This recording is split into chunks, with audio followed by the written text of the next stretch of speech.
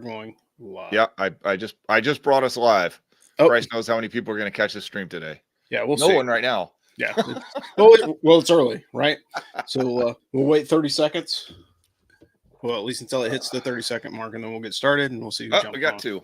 All right. Boom. There it is. And are they? They're Twitter folks. I want to know what platform they're on, because if they're on anything other than Twitter, I want to hear from them. Well, if you hover over the eyeball, it shows who's on. So we got two on Twitter right now. That's the worst. Hey, get your blue checks. Thank you, Elon. Yeah, I mean, it is what it is. But hey, we'll get started.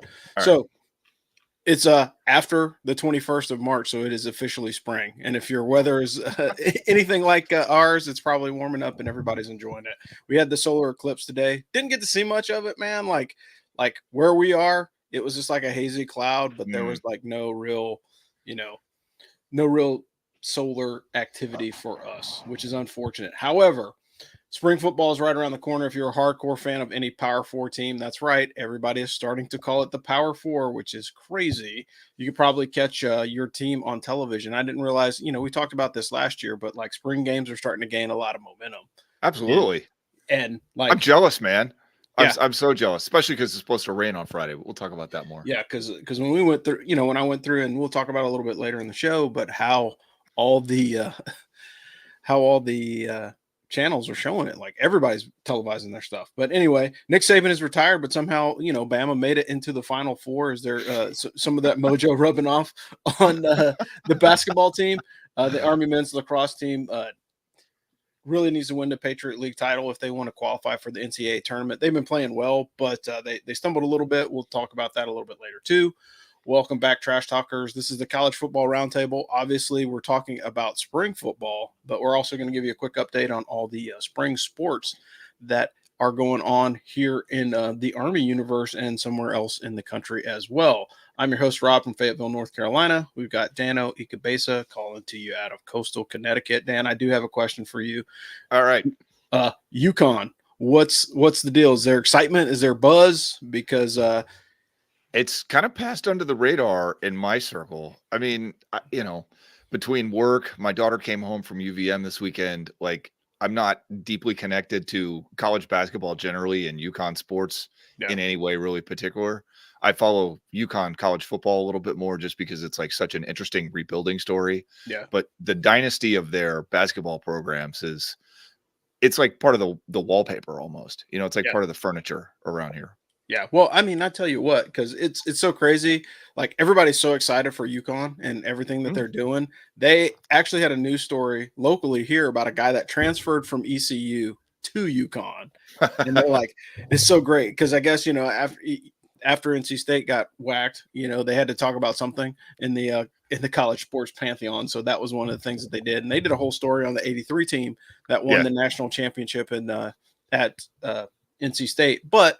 I think it's interesting. It's a cool time of year, and as spring ball starts to pick up, and with the new football leagues, I think you're going to start to see a little bit more interest, in the spring sports, because like this is kind of like the lull unless you're a hardcore baseball or lacrosse fan. This is the hardest time of the year to be a sports fan for sure. I mean, it's like pro wrestling, early season baseball, college lacrosse, which is awesome, and basketball coming to the end. But yeah, it's the UFL needs to take off and grow wings. That's what needs to happen. Yeah, for sure, in a big way.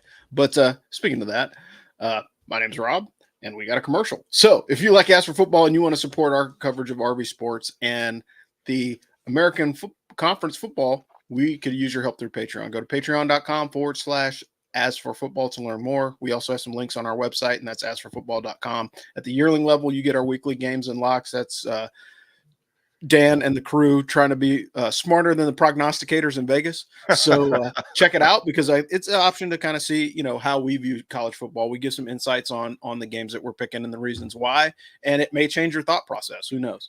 At the Cal level, you get picks, plus our weekly scouting report. And at the Firsty level, you get access to our exclusive Firsty Club, which is our private Facebook group for our top level patrons. Right now, we have no people from the Firsty Club in, which is kind of odd. It's a Tuesday or Monday evening. It's a Monday. They're a little off.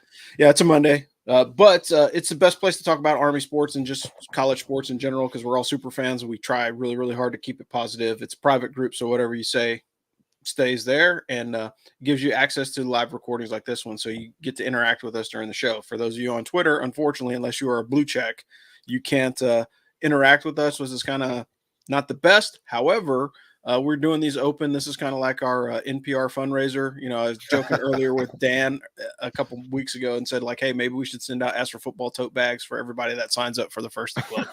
But you get access to the recordings. And to be honest, we spent a lot of money in the last year to grow and develop the show and make it better for you guys. So we use StreamYard now, which is what we're recording on right now. We use Podcastle AI to improve sound quality, and we have regular recording time so folks can join us live. All that stuff takes time and money, and that's why we need your support. You know, this is the real reason why the show is open right now on YouTube and Twitter. You know, our Firsty Club guys can check in as well, but we're doing this. This is kind of like, hey, here's your touch point. If you like what we're doing, sign up. I mean, it couldn't hurt.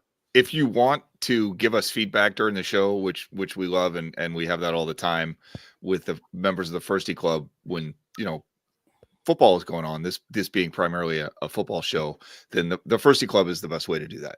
And yeah, as long as we're talking about our games and locks of the week, like we have some talented sickos in the club that, you know, bet aggressively on games and make money. So I think getting Rob's and our takes on who's going to win games and then the feedback from the peanut gallery on what they're doing, somewhere in there is the right answer. I don't know if it's necessarily just me and Rob. Yeah, there's some guys in there that their feedback is pretty interesting. Yeah, and again, it's always nice to go. Like if you're 50%, you're doing well. But when you kind of look at the games as a community, you might get an insight that you wouldn't normally catch on, and so that's why it actually works out a little bit better. But speaking of football, let's talk about spring football. Dan, great job on the article. It dropped today. We posted it all over the socials. If you haven't read it, go to askforfootball.com and check it out. Dan did a really good job kind of previewing what you're going to see in the spring game. And you've been to a spring game before, so feel free to kind of tell us about that experience. So the first thing to know about the Army spring game is that it is not going to look like Army football in the fall. They throw 500% more. You know, I remember a couple years ago, there was Tyre Tyler versus Jabari Laws as respective captains of the two teams when they were either plebes or yearlings. And dude, they must have thrown swing passes to the fullback 8 times in that game, and we didn't see one of those. They didn't throw to the fullback one time that entire ensuing season. So what are you going to do? But it was fun, you know, watching them throw those swing passes. As far as Army's concerned, I think that the defense has a lot more questions than the offense does right now. Doesn't mean I think that they're going to be bad. I just, like, I'm looking at the players thinking about who I know is to expect to watch next season. And there's a lot of players on offense that we know, and there's a lot fewer players on defense that we know. So, unfortunately, though, it's probably harder to evaluate defense in a spring game unless you're tallying the number of tackles these linebackers are making, which I don't know how many people are really doing that up in the stands. You know, we're definitely not going to see much of regular starters in the spring game like Bryson Daly or running back Kanye Udo. I mean, guys, we just saw Daly play a full season. Like, they're not going to run him out there in the spring game for your entertainment. Like, they got to get reps for the younger kids, right? This is the point of this game. I am, however, super curious to see how they're going to use Udo going forward, because right now they got him listed at fullback, I think, and that's great. Like, he'll get the ball a lot. However, he is smaller than some of the Army fullbacks that we've seen in the past, and I think a decent amount faster and just more nimble. So I don't know that I necessarily expect him to be pounding the rock through the A gap 30 times a game. So I'm curious to see what that looks like. Well, I don't know if we're going to get a sense of that during the spring game. You know, he didn't play at all in that Coastal Carolina game when we sort of had the 1A version of this offense. And then the other thing that's a real shame is Zach Mundell is hurt. So I was thinking that this game was going to be a quarterback battle between Rising Cows, Zach Mundell, and Dwayne Coleman for the number 2 quarterback spot, which obviously your backup quarterback in the triple option offense is a very important player because he's going to see the field a lot, right? And Coleman looked outstanding in last year's spring game and then disappeared. Like, I think he took some snaps against LSU at the end of the route.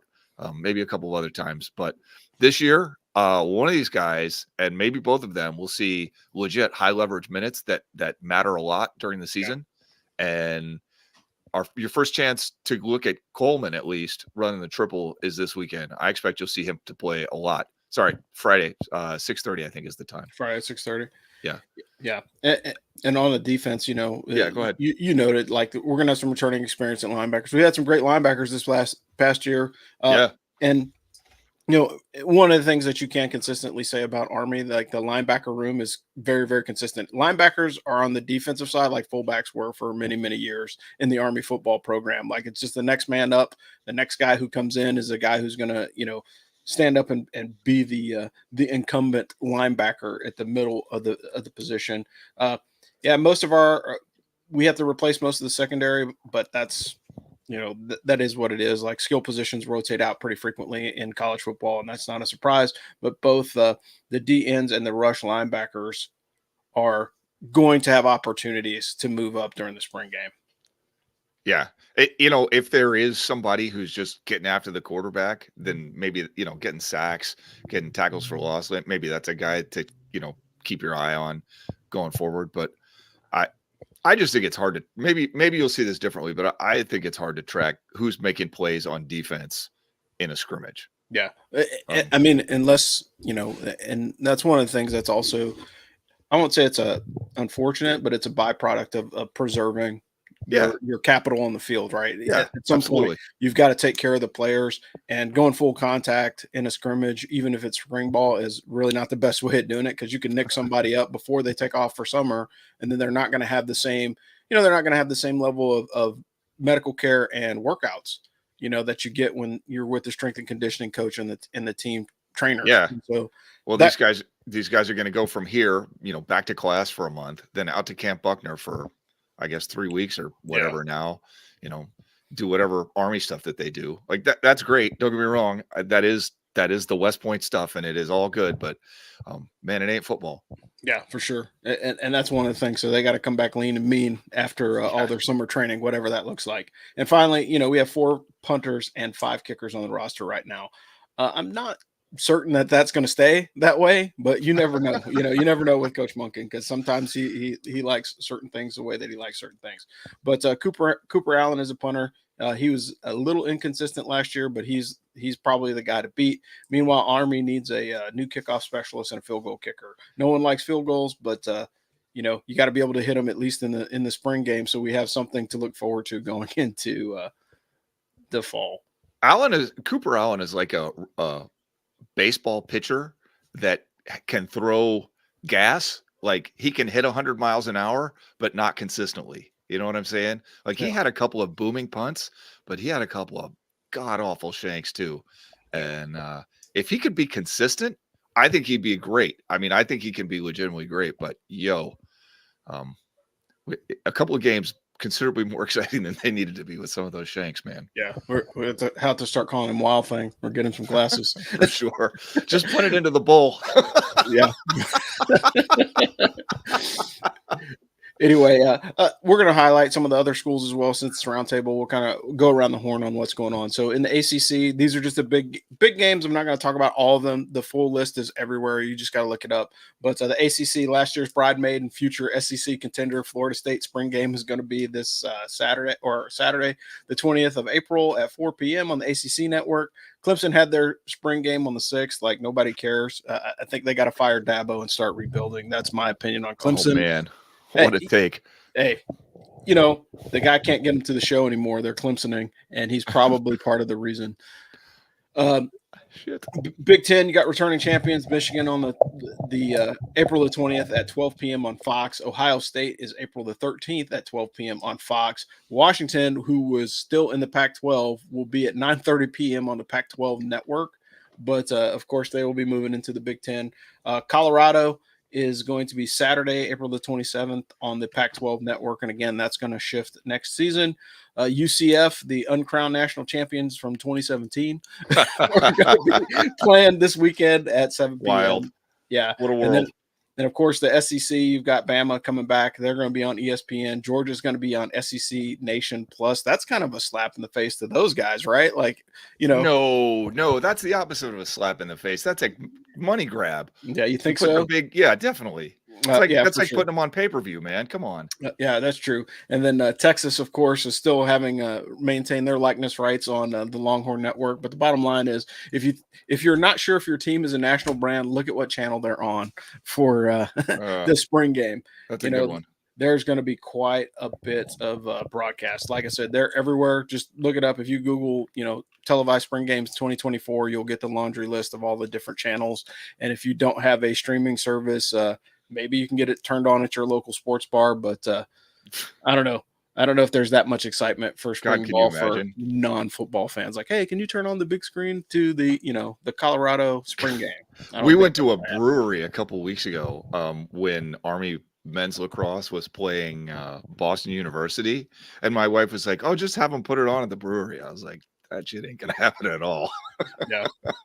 So let me just turn it on my phone because that's probably not going to happen. So everybody's gonna be like, "What are you looking at?" Anyway, yeah, for sure. All right, Dan, you want to do the commercial? Yeah. So if you have listened to this show before, or even if you haven't, now's the time to learn that this show has a sponsor, and that is Craig Oxane, Vice President of Residential Lending for New American Funding.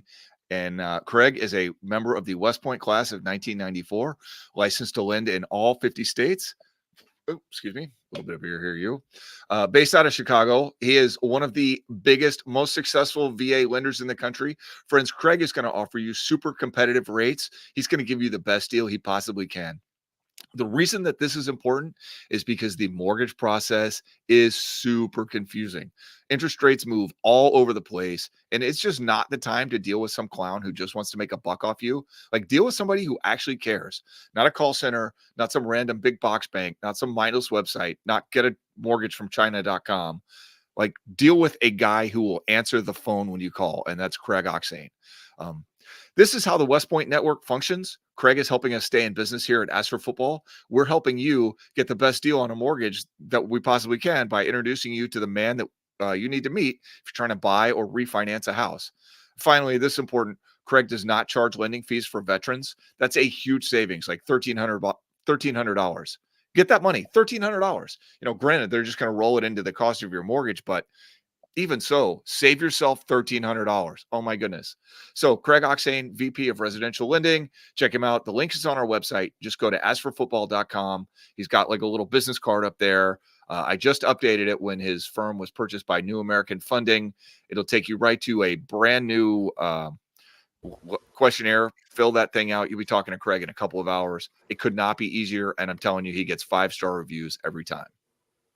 Yeah, thanks, Dan. And that's important. So, like, with the economy being the way that it is, the best way to save money is to go to people that really care about your service. If they care about there, man. Yeah, if they care about you as a customer. I think like interest rates are now doubled. So if you got a house 5 years ago, you're at 4 to 6%. Now you're looking at 9 or 10, which is insane. Anyway, we're going to do some quick highlights of other sports, and then we're going to talk about Army men and women's lacrosse. But unless you were clairvoyant, your bracket got busted when Yale beat Auburn and GCU beat St. Mary's. Like, I don't think anybody saw those two upsets coming. Purdue became the spoiler makers again. They pulled that jacket out and shut down NC State's hope of having a complete Cinderella experience, and now they're poised to take on UConn and be the first men. So they're poised to take on UConn, and they're going to try and bump them off because UConn. I don't know how much I believe that's going to happen. Yeah, UConn's poised right now to be the first back-to-back NCAA basketball title winners since 2007 with Florida. The spread on the game is 6.5, which is kind of low. So they're everybody's anticipating a close game. Point total is 144.5, and the money line is leaning towards UConn at -300, and the spoiler makers are at +250. But I say the spoiler makers because Purdue has surprised us before, but UConn is a perennial matchup, whether it be men or women's basketball. That's a tough road to hoe. This game would be good if it wasn't tipping at 9:45 in the PM. What I don't understand that. Like, no. This whole March Madness is madness because like all the games are starting late. So I'm assuming that they're getting a boatload of revenue out of the ads because Yeah, the games are starting later and later and later. it's not a good deal in any way. Captain Cons, we asked Cons to come on the show and he couldn't make it, unfortunately, but he just posted about that a few minutes ago. It's like he's a father, he's got a job. You're putting this game on at almost 10 o'clock at night. Like, that is insane. Yeah. So halftime will be almost midnight. Yeah. For real. And yeah, anyway, it's interesting because UConn sports is in such a weird headspace because you've got the Death Star at basketball, right? Yeah. Like that's literally the engine of destruction of college basketball. And then football, like we'd like to take this basketball program and put them against the very best of the best every year. But then wherever they go, they got to drag that football team with them. And it's a conundrum. Yeah, it's pretty rough. And again, like, who knows? The late games are driving me crazy. I think the only people that'll truly be watching this are like truly diehard fans of basketball or degenerate gamblers in Vegas, because I just don't see it happening. But on the women's side, of course, it almost played out as expected. I think, honestly, when it came down to the last night's championship game, the Gamecocks had a little bit more to lose than Caitlin Clark. I mean, they were able to put it together. They won 87-75 and took home the hardware for USC. I mean, what can you say? South Carolina is undefeated as a women's basketball program. It's nice to run the table. That rarely happens. And for them to be able to pull that off, it's pretty impressive. What are your thoughts, Dan? I mean, they're saying Caitlin Clark is going to be like the Tiger Woods of women's basketball. And I really hope that happens because, the WNBA has been around for a long time, but they sort of need a star at that level to get eyes on the product. And it's a shame, right? Like, we're sitting here talking about what sports you want to watch, but if the WNBA was a thing, I mean, obviously it's a thing, but if it was like a high leverage, part of society, like if it was a thing people were talking about, then maybe we wouldn't feel that way, right? And so if Caitlin Clark can make that jump and sort of on her personal reputation help them get to the next level, be like the women's Michael Jordan and push them over the edge, that'd be good for everybody. Yeah, I think there's something to be said that needs to be elevated in that sport. And it's not, and it's not to take anything away from the athletes. Oh, no, I'm not talking about play on the field, play on the court in any sense. That's not what we're talking about. Yeah, I'm just talking about overall. It's like, look, like you want to have a money-making prospect, and they struggle to bring people in, and I don't know what it is. And maybe, like you said, they need a superstar. Like, they need somebody that is a paradigm changer for that sport, because there's tons of athletes there. They're playing games every year. And like, I couldn't tell you who won the last 5 championships. And all the basketball aficionados, which obviously I'm not one, but they all say that the women's game is a better team game than the men's game. They're not showboating all over the place. They're playing team basketball. Clearly the women's side this year caught the nation's attention in college. Like, Caitlin Clark was the story, more so than the men, in my opinion. Yeah, I'll agree with you on that, and I think it's just it legitimately is. How do you make this thing grow? It's just like it's everything else. Like, if you are in business day one, the second question that you should get asked is, after what's the name of your business, how do you plan on scaling this thing? Yeah, for sure. And that's about it. And speaking of scaling, what other sports are you watching, Dano? So I've been watching some UFL, not a lot. I know you're going to talk about that, so I'll leave that alone until we sort of get a little later in the outline. As you know, I have mostly been watching Army lacrosse. This season has gotten absolutely nuts. The women started on a 4-game losing streak, but then they rebounded after a close loss to number 5 Loyola. They've now won 4 straight in convincing fashion to get to 6-6 on the season, going up against Navy this weekend. Like, I don't want to say that we wrote them off when they started on a 4-game losing streak, but it was hard to make space for them in the as for lax conversation when the men are ranked number 1 and the women are losing 4 straight, right? But now, if you just look at the trajectories of the team, like, this team has got its crap together, and they really do have enough talent to compete with anybody. So, listen, we're coming to the highest leverage point in the season, and they're peaking at the right time. So, we'll see. I mean, they almost knocked off Loyola. If they can knock off Loyola, they can knock off anybody, certainly in the Patriot League. So that's worth coming back to. And then the men started, like we said, super hot, beat ranked teams, Rutgers and Syracuse, and then beat North Carolina on the road a little more than a week ago. They're 2-0 against the ACC on the road on the year. ACC is the best conference of college lacrosse, at least on the men's side. But now they've lost 2 games in the freaking Patriot League, lost to Boston University, which, okay, they've actually lost to BU 3 times straight. So, that just as a matchup, that's a problem, right? But then they lost to unranked Colgate. Yeah. Black Knights are now tied for 4th in the conference. They got to win out or they're going to wind up playing in a freaking Patriot League quarterfinal game. They were the number 1 team in the nation just like 3 weeks ago. Yeah, less than a month ago. It's hard to believe. And they still only have 2 losses in on the season, but they're both unranked losses. And so now they're ranked 12th by Inside Lacrosse. And that's totally irrelevant. The rankings don't matter at all because they're never going to get that at-large bid with 2 unranked losses. It's just not going to occur. So, yeah, man, these guys it's like Patriot League or bust. And that's, I mean, listen, this team has enough talent to win the Patriot League, and setting the goal as anything other than winning the league is never a good idea. Like, they should win. They have that much ability for sure. However, that's not where you want it to be. Yeah, for sure. Right. Yeah. And for those of you guys that are wondering or didn't watch the game, like, it's Colgate, man. I hate to say this, but like, there's something about that university in the Patriot League that always causes Army problems, whether it be basketball, whether it be anything else other than like football. Colgate.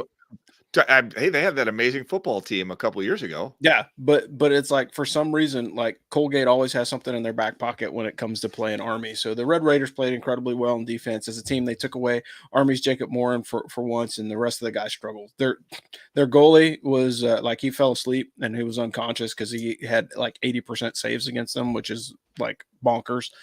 Meanwhile, Army guard Sean Byrne played okay. Goalie I'm Byrne, sorry. Goalie Sean Byrne played well, but not as well as last week, and that mattered because that's really where Colgate won, was in the transition. So they were able to, create a lot of chaos through movement, and the defense struggled with it. Army offense tried to play too fast a lot, and then when it slowed down, they just didn't create the same opportunities that Colgate did. Frustrating game, and again, you hate to lose, but an unranked loss hurts a lot worse, particularly in lacrosse, just the way that the game is ranked, and so that could impact them down the road. And like you said, they got to run the table in order to at least have a remote chance at the NCAA tournament. So Colgate beat Penn State to start the season when Penn State was ranked like 10th or 12th or something. Like, they are not a bad team. Like, they have a good lacrosse team, and they outran Army. Like, they out hustled Army, which is a thing I almost never see. Like, you just never see that. So I don't know that Army West Point in general is like good institutionally at senior day. Like, you see the football team drop games on senior day all the time because it's like all this hoopla and bullshit. You're on the field with your parents celebrating success, and then, oh, by the way, we got to play this game, and you get punched in the mouth, and suddenly it's like. So I wouldn't be surprised if they look completely different in the postseason. But man, that was a game you did not want to lose. Yeah, for sure.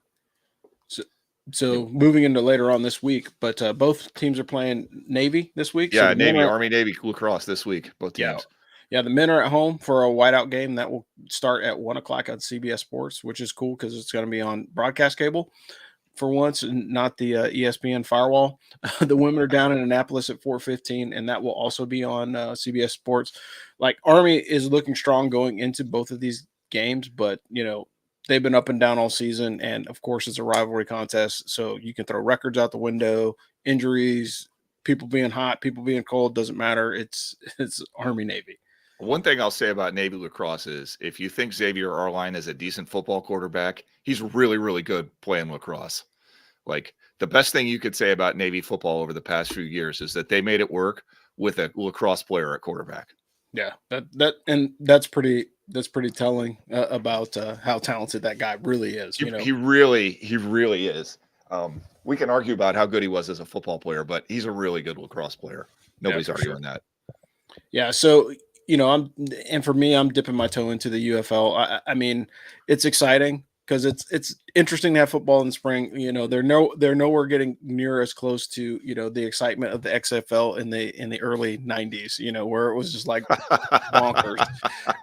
However, I can appreciate the talent coming over from the XFL and the UFL coming together, because I think expanding rosters give more opportunities for guys to play, and like it used to be you had the USFL and the Arena League, and that was it. And the XFL came back, and now the combination of these two leagues, I hope that they can get some momentum, because right now kids are making so much money with name, image, and likeness. Like if the UFL doesn't start compensating these guys in a manner that's somewhat close to what they can get, and I'm not talking like an NFL, I'm not talking about NFL superstar contract, but like something commensurate with like the lowest tier player in the NFL. Because if you nice. Yes. Oh, quality comment. Yes, and we really appreciate that because he hate me. Old Rod Smart, man, that guy was one of my favorite players ever in the NFL. And he went on to play for the Oakland Raiders, believe it or not, back in the day. So that was pretty cool. But like, think about it. Like with the amount of money that's in name, image, and likeness in college football right now, you've got to have a really compelling argument to say, "Hey, look, to go to the UFL." Yeah, come play for us, right? Like I might opt into that COVID year and get another $1 million versus going to play for the UFL. The other part of it is like dudes are just like retiring from football and running for. I said he's running for mayor. I don't know if he is, but Frank Harris from UTSA. That guy was like 37 years old when he decided to hang up his cleats, and until they get more competitive, because again, like one of the drawbacks of always has been of the XFL and the USFL is like because of the timing of the way that the league is structured, like the first half of the season is garbage, because they're like it's like they're running scrimmages against the other team. Absolutely, and then just not enough practice time. Yeah, and then towards the end, the games actually like ramp up and they're actually pretty competitive, particularly when you get into the playoffs. So I'm gonna keep an eye on it just to see, and then after the Rock's shenanigans in freaking WrestleMania. Like he probably did you watch WrestleMania? No, I didn't, dude. Okay. I haven't watched WrestleMania in a very, very long time. I was prepared to go on a wrestling tangent with you after the show, but if you didn't watch it, then that's okay. We'll leave that one alone. Yeah, I mean the bottom line is like things are changing in lots of different sports. XFL, USFL merging is not such a bad thing. Dan, what are your thoughts? Yeah, so I've watched like 2 UFL games, so not like a lot. But I did think that they are running pro style offenses better than before.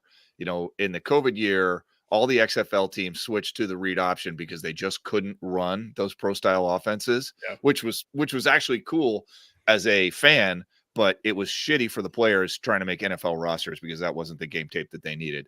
Yeah. So the UFL has really doubled down on making these guys run NFL plays, but with 16 teams, 2 leagues, they just did not have the caliber players to make that happen. So with 8 teams, they've managed to make that work better. I still agree with you that the defenses are ahead of the offenses generally, which is not surprising in any way. However, it looks like professional quality football.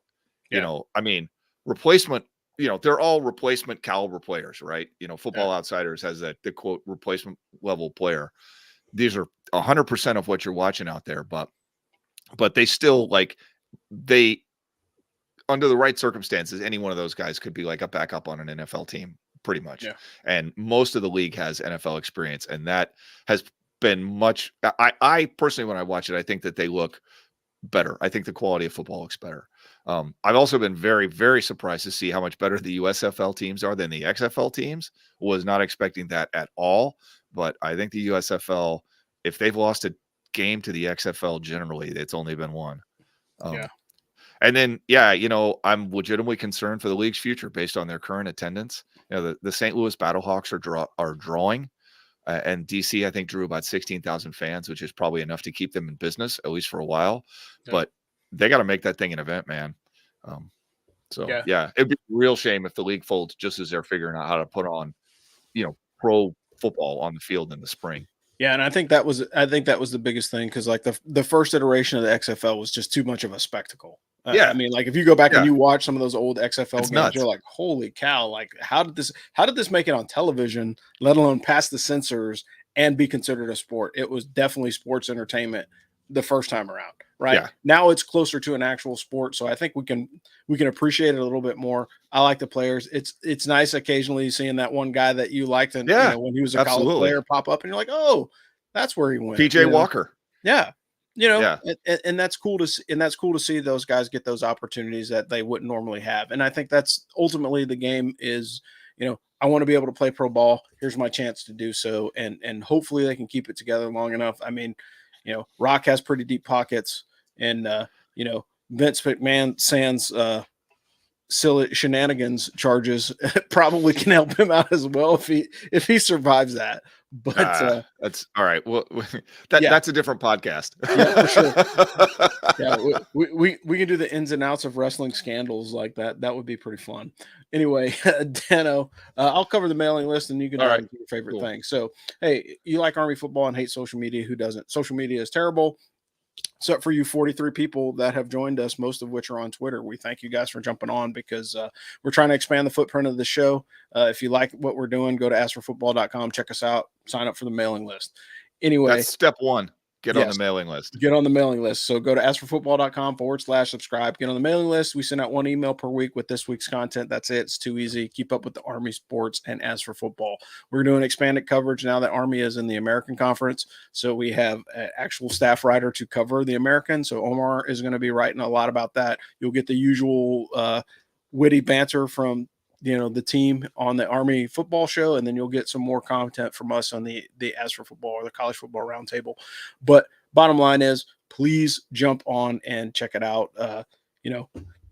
And consider, even if you don't sign up for the Firsty Club today, keep it in the back of your mind, bookmark it, do it for the football season at the very least. Check us out, see if you like it, and then we'll go from there. Dano, back to you. I'll just double down and say, it's fine if you don't want to support us on Patreon. Like, it's not a requirement of our friendship that you send me your money but if you like As for Football and you want to interact with us more, that's available. And it is, by the way, how we keep the lights on. That's the only way we keep doing this. So anyway, yeah. So we have not succeeded in getting As for Baseball off the ground this season. I don't know. It's honestly, it's a little bit heavier lift than I thought it was going to be. But for what it's worth, Army baseball is having, kind of their standard might win the Patriot League season.